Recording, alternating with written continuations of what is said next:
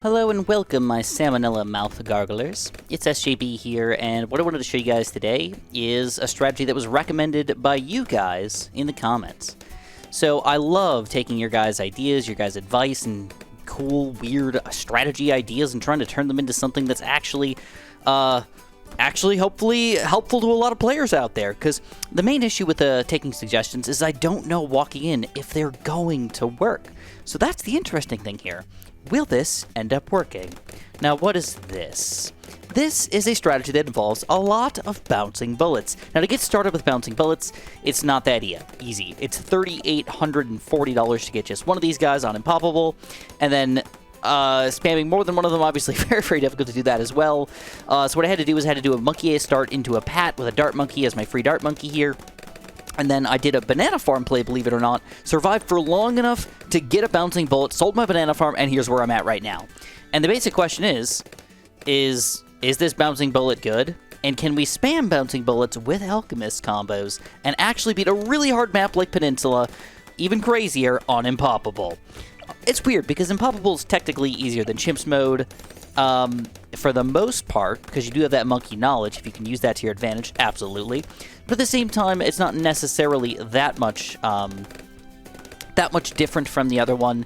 It's still really difficult to get started in here because money is actually really, really scarce when you get going in Impoppable, at least from the get-go, at least you could get your farms going. And it's troublesome to get all those farms going. Anyways, I know that I'm kind of just randomly ranting about stupid crap right now, but the basic idea here is we want to get as many bouncing bullets as we can, as soon as we possibly can. We're going for a 0-3-2 bouncing bullets. I'll explain why a little bit later. And what we're going to do is we're also going to get rid of this eventually, and we're going to throw down a village with just a bunch of snipers and a couple alchemists all around it. So that's the plan. Let's see if we can make it happen. So here's the first Moab. We do have Pat Fusty up in the front here, so we're hoping that he can do some smacks and keep it on the screen for a little while. Then we're hoping eventually this guy pretty much pops the entirety of the Moab layer and all the balloons inside. Otherwise, we're going to have to pull off something interesting here. Yeah, this isn't looking too good for us. Okay. All right, crazy plan, Juggernaut. I don't love this at all. In fact, it seems kind of stupid, but I do believe that it's probably going to help me against these ceramics, which is the big issue. And there it is. All right.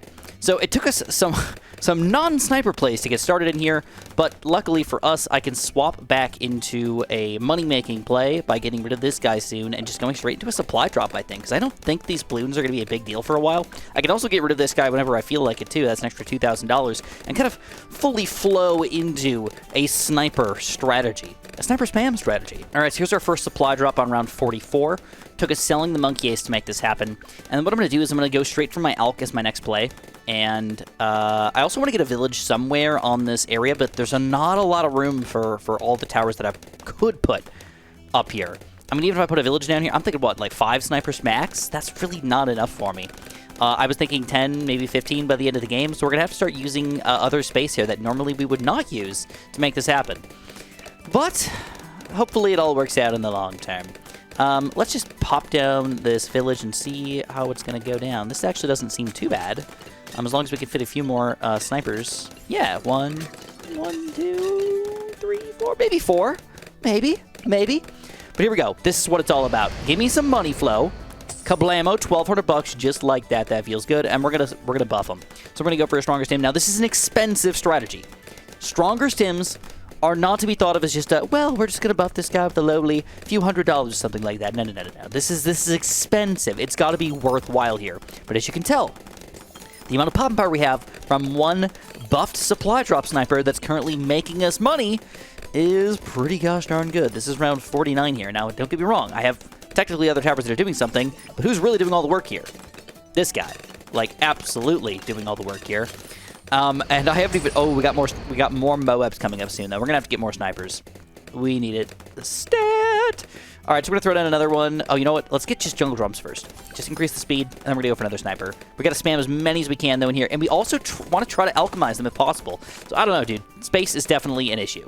100% an issue. Second Moab around 50, or first Moab on round 50 gets taken down pretty easily, but we got a nice smack back. And I'm not sure if we're going to be able to smack back everything, so I'm thinking another, yeah, another smack back. Nice, Pat. Keep it going, and now the cleanup has been initiated. All right. All right. Another bouncing bullet. Now, as far as cross paths go, this is an interesting one. Before I even started this video, I did a sandbox test. And I want to explain this because I believe that this will help people understand whether or not you should be using Alchemist Sun Snipers, whether or not you should be using Juggle Drum Sun Snipers, and which sniper crosspath you should go for. The only round that I tested on was round 98, but I tested it out in a couple different ways.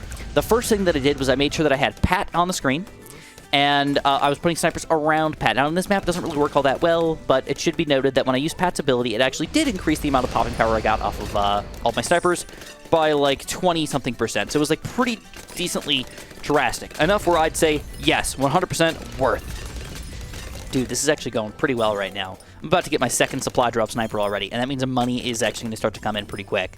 The only sad thing is I'm not playing any sort of stall strategy whatsoever. If I wanted to, popping down glue and ice towers and stuff like that over here might actually be worthwhile. And even crazier, I want to get like super fancy with it. Popping down most of my snipers over here, or maybe even making an ice bridge of just a bunch of snipers all over the place just to wait until they cross the corner here would be an excellent way to make a ridiculous amount of money that makes almost no sense, while also doing a really weird strategy to pull off some garbage. I don't even want to say it real action. That's like literally like a garbage strategy. All right, here we go. I think I could fit one more sniper in between all of this, but I'm not entirely sure. It sucks to put two alchemists next to each other. Dang, dude. I really wish I had more room here. All right, screw it. We're just going to go four of these guys first, and I'll probably build another loadout somewhere over in this general area. Maybe in the corner down here might not be a bad spot, even with just one ice tower. Maybe even a double ice tower play. Making a land bridge over to here so I can actually stall the balloons while also giving me a lot of sniper space. I kind of like it. It's a weird idea, but I think it'll actually work. And now, I want to throw this out there before I get too deep. I want to just let you guys know that one of the suckiest things about SJB is his lack of pressing abilities on time. When I'm talking, it's very, very difficult for me to keep up. I just got to be straight with you. I'm sorry, but I'll do my best. So anyways, I am building a very specific sniper right now, supply drop with even faster firing. I tested it out in Sandbox, and basically, if I elked one of these guys, he got about 3 times to 4 times as many pops as not elking them, which means getting an alchemist is really important for popping power. Like, you should not be building any sort of bouncing bullet sniper without, of course, getting an elk next to them. It just, like, doesn't even make any sense. But in addition to that, Pat also gave me like an extra 20%, so I was getting like 4,000 to 5,000 pops with without any buffs, and then I was getting like 20-something, almost over 30,000 pops with all of the buffs all incorporated. On top of that, I checked it out with a bottom path versus a top path, and generally speaking, on round 98, of course, every single time, the bottom path got more pops, the even faster firing. Does that mean it's more effective 100% of the time? No. But on round 98 it was, and I'm mostly afraid of round 98. All right, here we go, round 63. Can we take this down? Are we going to have a final real weakness for our strategy here? Oh, we own round 63! Unbelievable! All right, that's actually kind of exciting. All right, another bouncing bullet here. We're about to get our 4th full-on supply drop. And then I'm gonna start my weirdo strategy that I was telling you guys about. I'm gonna do some weird crap here. This is oh crap, Moabs. We got an issue with Moabs. A definite issue with Moabs, especially if they're not linked up to each other. Dang. That actually is gonna take us down. So with the strategy, we are definitely relying a lot on Pat to kind of keep up with everything. I guess that should be just noted, I guess. This kind of sucks, but we're gonna hug. Oh, I didn't want to hug that one. I wanted to hug the middle one. Dang, that actually makes things worse, I think. Man, what are we gonna do to pop these freaking Moabs? Okay, the second thing is this really doesn't work for right now, but I want to get a sticky bomb. I think that would be the best, easiest Moab popping power here, so I'm really hoping that I can just survive with just a little bit of extra help here, with some lucky Pat action or something. Hopefully. Oh, yes, lucky Pat action for sure. And round 64 does go down, and now soon we're going to be able to afford a sticky bomb, which will hopefully keep us alive against those weird Moabs for a while. You know, specifically reinforced Moabs seem to be a big issue. But now we've got double BFBs and stuff coming out. Man, every single round just seems like it's getting scarier for me. All right, double dose of BFBs. Let's just use Pat's first ability here and try to stay away from the hug. And that goes really well. All right, and now it's time for Sticky Bomb. So with Sticky Bomb, every single time, just get his discipline. Don't even argue with it. Just do it. There's no point to cross-pathing him ever.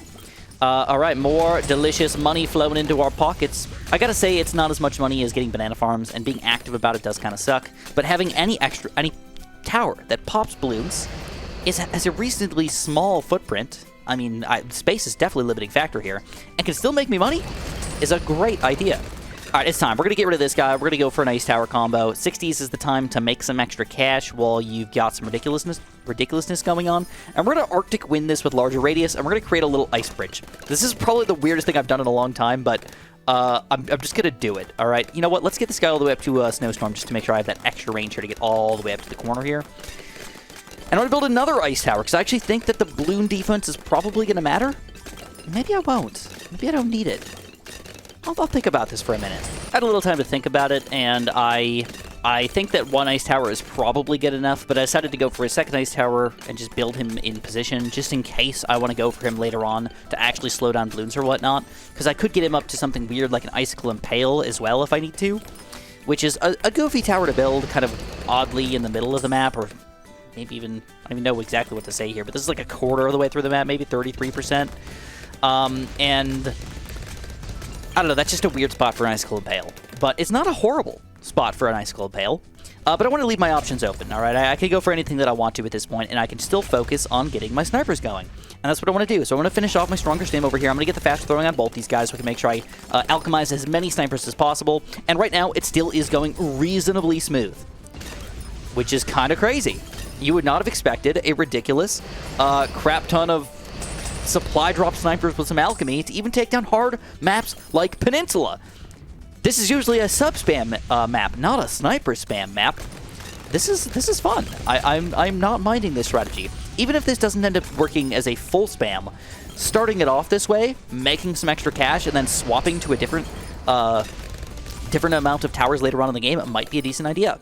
In addition, I haven't even gotten my elite sniper yet, which I think is probably about that time. So yeah, let's do it. All right, here's our elite sniper. I'm definitely going to be putting him up on the top here because he can see through the entire map. All the snipers on the bottom down here can see this part of the map and this part of the map, but as they sneak through to the back here, they cannot see it. So even though this is not a bad spot, it is clearly better to be up here. Possibly so much better up here that I might even want to sell my Jungle Drum Village. It's only 15% boost. Pop down an extra 2 or 3 snipers up there. I just don't know for sure. But I will be going for the snipers down here for a while and see if I can get this fully loaded up. Around 80. If I was going to have any trouble against anything, I would say around 80 is probably our first big issue. Now, keep in mind, Pat is already level 15 at this point, and he's smacking and stunning pretty well. This guy's doing a good amount of Moab damage. You wouldn't expect it to be that big of a deal here. And I want to see without a hug how this is going to go down, because eventually I need to fight others Oh My Gods, and I'm not going to be able to hug them all. And I'd say that went pretty smooth. Like, it could be worse. The big issue is if this Oh My God ever does sneak through anything past this area right here, I don't have much else in Moab popping power. I could get more, but right now I do not have much more. It's just kind of like, well, just watch it go through our defense at this point. All right, let's keep on spamming here and get as many of these 4th-year supply drops as we can get. But I definitely talked about this earlier, but snipers kind of work against themselves in some way when you're using these supply drop snipers. They pop the balloon so quickly that the round ends very, very quickly, and you don't get that much time to use abilities over and over again. So, like I said, it's kind of working against you. Now, I'm not saying that I want to use my abilities 3 times every single round or anything like that, but being able to use them once max per round is kind of rough, you know? But we're getting to the point where we already have almost 5 supply drop snipers down here, and the money's coming in so quick that I'm getting one pretty much every round. But, ooh, second set is Oh My Gods. We're going to hug one of these guys, but dang, 87 is already going to double that. So I'm a little afraid of round 87. Definitely going to keep on building as much as I can. And I think I'm going to go for my Alchemists next instead of getting my 5th sniper down here.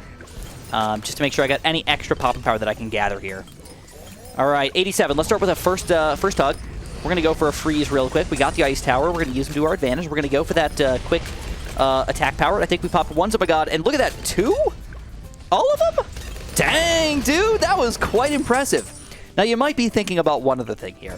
Dude, Chris, you got to pop DDTs soon. Indeed, indeed I do. I still have no idea how that's going to go down.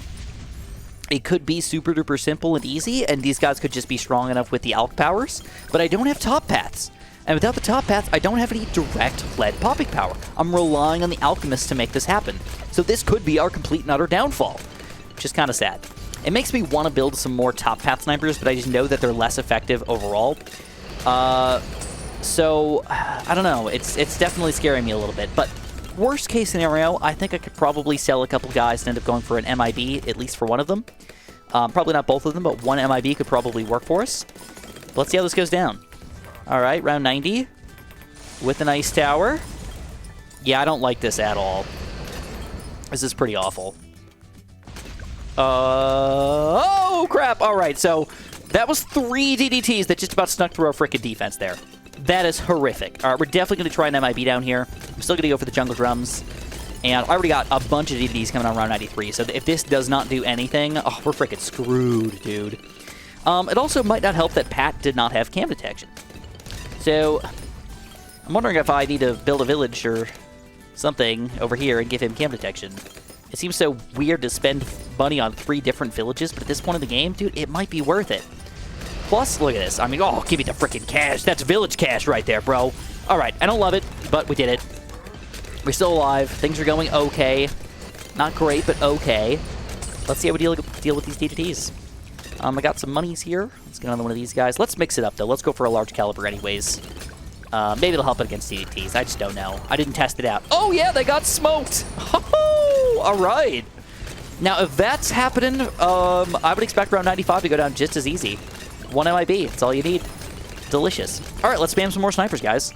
No, ooh. Now, this is a really good question. How are we going to do against the Bad Balloon? Clearly, Pat's not good against the Bad Balloon. Even at level 20, not good against Bads. Snipers, very bad against Bad Balloon. Completely horrific against Bad Balloon. They bounce around. That's what's making them do a lot of their popping power. The bountage. So we need to do something about a Bad Balloon. What should we do? Well, I'll be honest with you guys. There is one direct tower that I really want to build because it'll help against DDTs and against the Bad Balloon, and that's a submarine. One middle path submarine.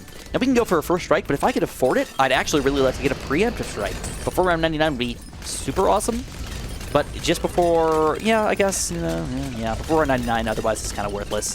Does not help us to preemptively strike a Bad Balloon, or at least not that much. So far, though, things are still going quite swell. Everything's getting popped right at the very front of the map, and Pat just got level 20. Oh my god. This is pretty good, dude. All right, and we're going to be able to afford this guy, no problem.